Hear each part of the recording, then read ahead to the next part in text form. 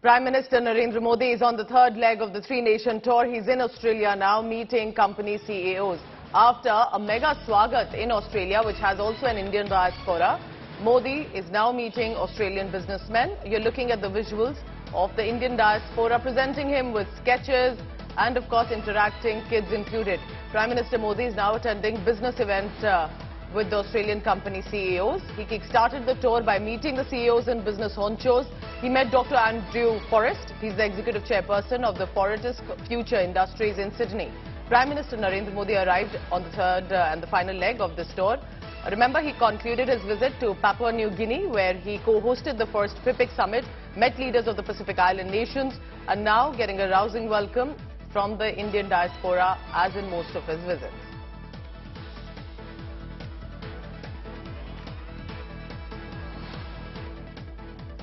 So that's the big news coming in. Remember that at this point it's very interesting because Prime Minister Modi first went to Japan, which has cultural historic ties with India, then to PIPIC, which were the island nations, and that also with whether it was Papua New Guinea or Fiji, and then he went to now Australia, ensuring that even island nations get as much coverage as these big superpowers, so to say. But Australia, where there has been a connect, Anthony Albanese has said that we are friendly countries, and therefore this third leg coming in.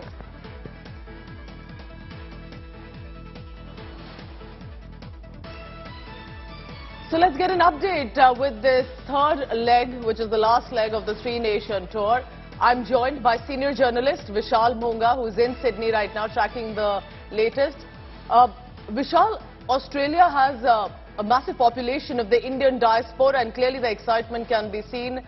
Even children there with their families meeting Prime Minister Modi. How has the response been to this visit? Importantly, why precisely are the business honchos meeting? What is the reason behind it? Vishal, over to you.